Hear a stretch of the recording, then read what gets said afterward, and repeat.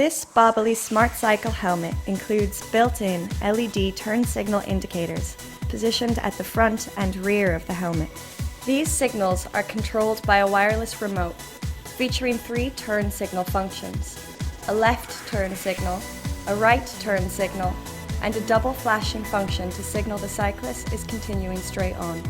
These features, usually seen on motorcycles, add extra safety and convenience for the vulnerable cyclist. The wireless remote attaches to handlebars, which can easily be transferred between bikes.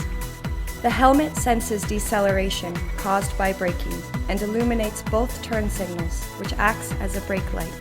The built-in lithium batteries can be fully charged within 4 hours and will last for up to 10 hours of continuous usage. The helmet's waterproof features allow it to be used even in rainy weather. Babaali Turn Signal Safety Helmet has passed the American and European CE, EN 1078, AS, NS, and NZS helmet safety test standards. Wireless LED steering signals have all passed CE, LVD, plus EMC, FCC, UL, and ROHS certification.